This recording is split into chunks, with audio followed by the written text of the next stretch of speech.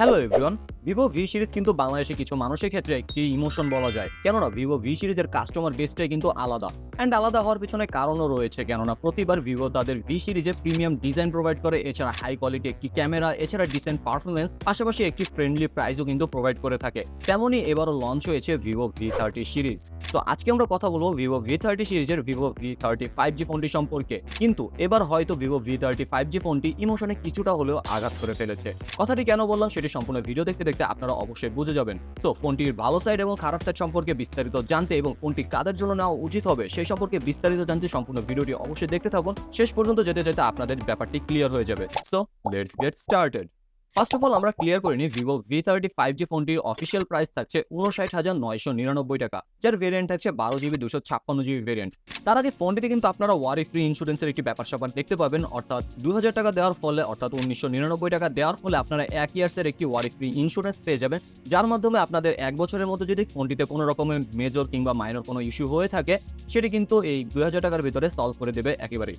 So এবার কথা বলা যাক ফোনটির ডিজাইন সম্পর্কে।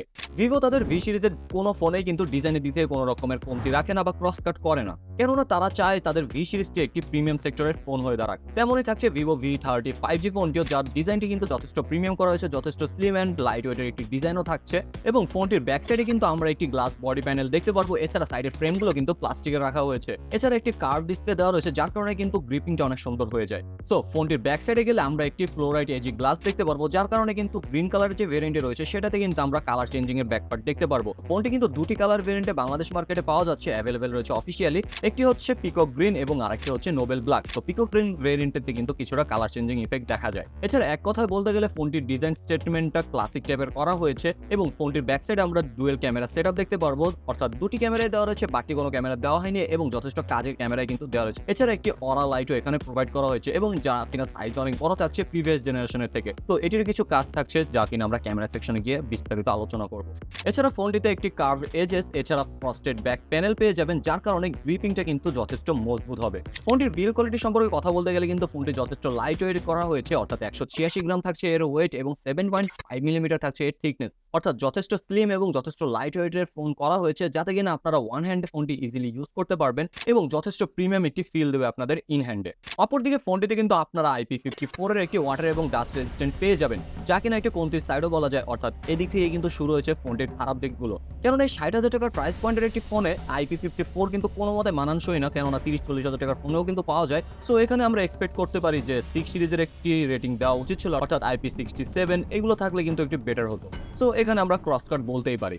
ফোনটির পোর্টস এন্ড বাটন সম্পর্কে কথা বলতে গেলে কিন্তু এখানে আমরা 3.5mm হেডফোন জ্যাকটি মিস করবো, কেননা ফোনটি যেহেতু যথেষ্ট স্লিম করা হয়েছে তো এদিক থেকে এটি মিস করে গিয়েছে। অপরদিকে সিম কার্ড স্লটে আমরা দুইটি সিম কার্ড ইউজ করতে পারবো, কোনো মাইক্রো এসডি কার্ডের এখানে সাপোর্ট দেওয়া হয়নি, কেননা বেস ভেরিয়েন্ট থাকছে 256GB। অপরদিকে টাইপ সি চার্জিং পোর্ট, একটি মাইক্রোফোন, এছাড়া নয়েজ ক্যান্সেলেশন মাইক্রোফোন আমরা দেখতে পারবো। অপরদিকে ইন ডিসপ্লে একটি ফিঙ্গারপ্রিন্ট আমরা এখানে পেয়ে যাবো। বাট এখানে আরো একটি কমতির সাইড থাকছে, সিঙ্গেল বটন ফায়ারিং স্পিকার এখানে প্রোভাইড করা হয়েছে, যা কিনা এই 60,000 টাকা প্রাইস পয়েন্টে অন্তত মানানসই না, কেননা সিঙ্গেল বটন ফায়ারিং স্পিকার কিন্তু এই প্রিমিয়াম সেগমেন্টের ফোনগুলোতে একেবারে স্যুট করে না, যাতে আপনারা মিডিয়া কনজাম্পশনের ক্ষেত্রে অনেকটা ডিস্টরশন দেখা দিতে পারে, অর্থাৎ সেই ফিলটাই কিন্তু আপনারা পাবেন না যে একটি প্রিমিয়াম ক্যাটাগরি ফোন আপনারা ইউজ করছেন, যা কিনা এই ক্রস কাটের মাধ্যমে যথেষ্ট কমতি সাইড করে দিয়েছে ফোনটির। Now let's talk about the display section, যা কিনা ফোনটির একটি হাইলাইটেড পার্টও বলা যায়। ফোনটিতে একটি 6.78 ইঞ্চিসের কার্ভড অ্যামোলেড ডিসপ্লে প্রোভাইড করা হয়েছে, যাতে কিনা 1 বিলিয়ন্স এর কালার সাপোর্ট থাকছে, HDR10+ এর সাপোর্ট থাকছে, 120 হার্টজ এর রিফ্রেশ রেট, পাশাপাশি 2800 নিটস এর পিক ব্রাইটনেসেরও সাপোর্ট থাকছে, এছাড়া 453 PPI ডেনসিটিও কিন্তু এখানে প্রোভাইড করা হয়েছে।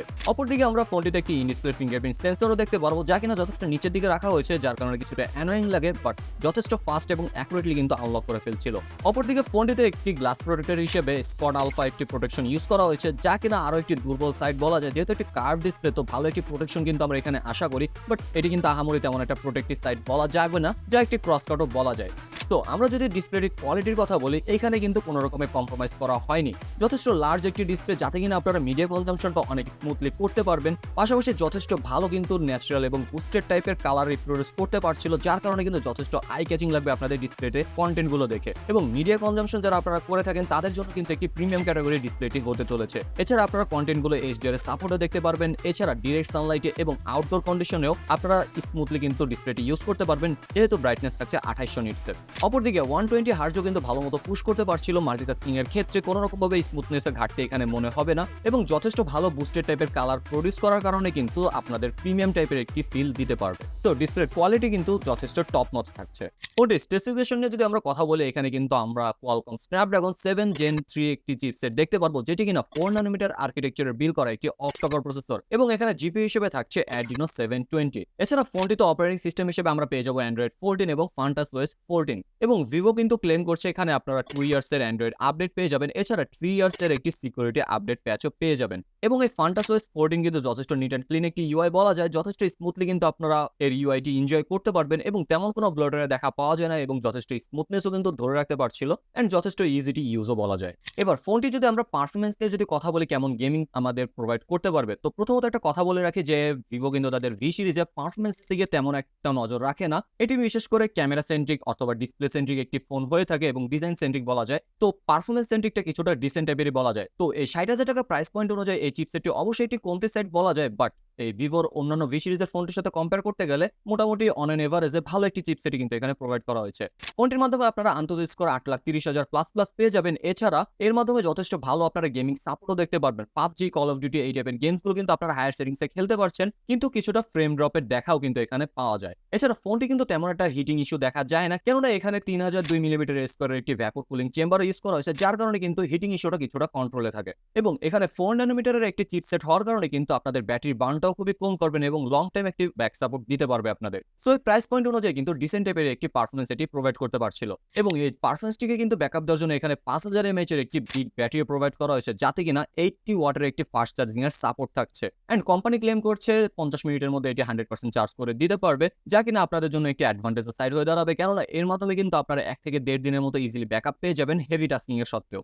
ফোনটি যদি ভেরিয়েন্টসের কথা বলি, ফোনটি কিন্তু বাংলাদেশ মার্কেটে অফিসিয়ালি 12256 জিবি ভেরিয়েন্ট পাওয়া যাচ্ছে, যার প্রাইস থাকছে 59,999 টাকা এবং ফোনটির র্যাম টাইপ হিসেবে থাকছে LPDDR4X এবং রম টাইপ হিসেবে থাকছে UFS 2.2, যা কিনা আরো একটি কমতি সাইড বলা যায়।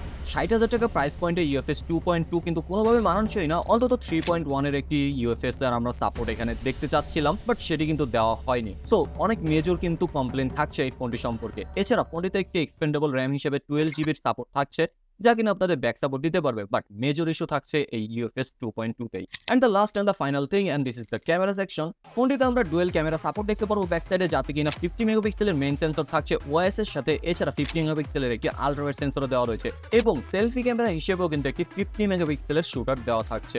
ফোনটির ক্যামেরা স্যাম্পলে যদি আমরা কথা বলি, ফোনটির মেইন ক্যামেরার মাধ্যমে তোলা ছবিগুলো কিন্তু যথেষ্ট ওয়েল ডিটেইল ছিল এবং যথেষ্ট ভালো শার্পনেস ধরে রাখতে পারছিল, ক্লোজ টু ন্যাচারাল টাইপের ছবিও কিন্তু প্রোভাইড করতে পারছিল এবং যথেষ্ট ডিটেইল কিন্তু ধরে রাখতে পারছিল। লাইট কন্ডিশনে গেলে যথেষ্ট ভালো কালার প্রডিউস করতে পারে, এছাড়া নাইট কন্ডিশনে গেলেও কিন্তু একেবারে পারফেক্ট ছবি প্রোভাইড করতে পারে, তেমন কোনো নয়েজের দেখা পাওয়া যায় না। এছাড়া নাইট অন করে নিলে আরো একটু ডিটেলস ছবি পাওয়া যায়, যা কিনা যথেষ্ট আই ক্যাচিং লাগে। এছাড়া আলট্রা ওয়াইডটিও কিন্তু যথেষ্ট ভালো ন্যাচারাল টাইপের কালার ধরে রাখতে পারে, অর্থাৎ মেইন ক্যামেরা এবং আলট্রা ওয়াইডের মধ্যে কিন্তু তেমন কালারের শিফটিং দেখা যায় না, যথেষ্ট অ্যাকুরেটলি কিন্তু কালারগুলো ধরে রাখতে পারছিল এবং যথেষ্ট ডিটেল কিন্তু ছবি আপনাদের প্রোভাইড করতে পারবে। এছাড়া ডাইনামিক রেঞ্জটাও কিন্তু ভালো মতো অ্যাকুরেটলি ধরে রাখতে পারছিল এবং পোর্ট্রেট সেকশনে কথা বলতে গেলে এটি কিন্তু একটি স্পেশাল সাইড বলা যায়। 2x অপটিক্যাল জুমের মাধ্যমে তোলা পোর্ট্রেট গুলো কিন্তু যথেষ্ট আই ক্যাচিং লাগবে আপনাদের ডে লাইট কন্ডিশনে, এছাড়া নাইট কন্ডিশনেও কিন্তু যথেষ্ট আই ক্যাচিং আপনাদের পোর্ট্রেট স্যাম্পল দিতে পারবে। এজ ডিটেকশনটা একেবারে অ্যাকুরেটলি করতে পারছিল এন্ড পোর্ট্রেট সেকশনটা কিন্তু একটি পাওয়ারফুল সেকশন বলা যায় এই ফোনটির। ফোনটির ভিডিও শুটে কথা বলতে গেলে 4K 30 FPS এ ম্যাক্সিমাম ভিডিও শুট আমরা এখানে দেখতে পারবো, যেহেতু OIS এর সাপোর্ট রয়েছে সেই ক্ষেত্রে আপনারা ভালো একটি স্টেবল ভিডিও পারফরম্যান্স আপনারা দেখতে পারবেন, কিন্তু একেবারে প্রিমিয়াম লেভেলের কিন্তু ভিডিও কোয়ালিটি কিন্তু এখানে মেইনটেইন করতে পারে না, বাট অন এন এভারেজ একটি ভালো টাইপের একটি ভিডিও পারফরম্যান্স দিতে এটি সক্ষম ছিল। অপরদিকে 50 মেগাপিক্সেলের সেলফি ক্যামেরাও কিন্তু দুর্দান্ত কালার টোন ধরে রাখতে পারে, এছাড়া ডিটেলসও কিন্তু যথেষ্ট ভালোভাবে ধরে রাখতে পারে। ডে লাইট কন্ডিশন এবং নাইট কন্ডিশনেও কিন্তু যথেষ্ট দুর্দান্ত সেলফি এটি ক্লিক করতে পারে, তেমন কোনো কোয়ালিটি লস দেখা যায় না। এছাড়া যথেষ্ট ভালো ন্যাচারাল কালার টোন কিন্তু এটি ধরে রাখতে পারে। অপরদিকে এর মাধ্যমে কিন্তু 4K 30 FPS এ ভিডিও শুট করা পসিবল, বাট কোনো স্টেবিলাইজেশন না থাকার কারণে কিন্তু যথেষ্ট শেকি ভাব কিন্তু এখান থেকে লক্ষ্য করা যায়। বাট ভিডিও কোয়ালিটি যদি কথা বলে যথেষ্ট ওয়েল ডিটেল ছিল এবং সেলফির ফটোশুটের কোয়ালিটি কিন্তু যথেষ্ট আই প্লিজিং ছিল। সো ফোনটির খারাপ দিক সম্পর্কে কথা বলতে গেলে কিন্তু অনেক কিছুই খারাপ দিক রয়েছে, যেমন প্রথম কথা হচ্ছে ফোনটির প্রাইস সেকশনটা কিন্তু অনেক বেশি। এই প্রাইস পয়েন্টে কিন্তু ফোনটি মোটামুটি মানানসই বলা যায়, অর্থাৎ ডিসেন্ট টাইপের বলা যায়, কেননা ফোনটিতে আইপি রেটিংটা ঠিকঠাক মতো দেওয়া হয়নি। এছাড়া সিঙ্গেল বনম ফায়ারিং স্পিকার কিন্তু একটি মেইন সমস্যা বলা যায় ফোনটির। অপরদিকে ভালো একটি ডিসপ্লে প্রোটেক্টর কিন্তু দেওয়া হয়নি, যেটি কিনা আরো একটি কমপ্লিসাইড বলা যায় তো প্রোটেকশনের দিক থেকে। অপরদিকে আরো একটি মেজর ইস্যু থাকছে, তা হচ্ছে এর রম টাইপের, যা কিনা ইউএফএস 2.2। তো এদিক থেকেও কিন্তু অনেকটা ইমপ্রুভমেন্টের দরকার ছিল, যাতে কিনা ফোনটি একেবারে ডিসেন্ট টাইপের একটি বাজেট ফ্রেন্ডলি একটি ফোনে পরিণত হতো। এছাড়া ভালো দিকও কিন্তু থাকছে ফোনটিতে, কেননা ভালো একটি প্রিমিয়াম ক্যাটাগরির ডিসপ্লে প্রোভাইড করা হয়েছে। এছাড়া ক্যামেরা সেকশনটা কিন্তু অসাধারণ লেভেলে, অর্থাৎ 10/10 টাইপের একটি ক্যামেরা বলা যায় এই প্রাইস পয়েন্ট অনুযায়ী। অপরদিকে ভালো একটি ব্যাটারি সাপোর্ট আপনাদের দিতে পারবে এবং রেগুলার মাল্টিটাস্কিং এর ক্ষেত্রে কিন্তু আপনাদের যথেষ্ট ভালো একটি ব্যাক সাপোর্ট দিতে পারবে। গেমিং সেক্টরটাও কিন্তু একেবারে ডিসেন্ট টাইপের বলা যায়, ভালো পারফরমেন্সও কিন্তু আপনাদের প্রোভাইড করতে পারবে এবং ডিজাইনটা কিন্তু একেবারে অসাধারণ টাইপের ডিজাইন। সো এই সকল দিক মিলিয়ে কিন্তু ওভারঅল একটি ভালো একটি প্যাকেজ কিন্তু বিল্ড করা হয়েছে এই ফোনটিকে, এবং ফোনটি নেওয়া না নেওয়া একান্তই আপনাদের চয়েস। আমাদের দায়িত্ব হচ্ছে ফোনটি সম্পর্কে ইন ডিটেলসে ভালো দিক খারাপ দিক সম্পর্কে বলা।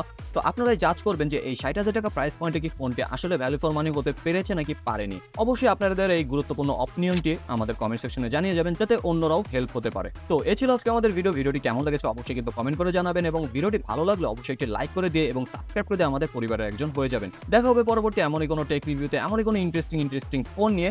ততক্ষণ পর্যন্ত খোদা হাফেজ।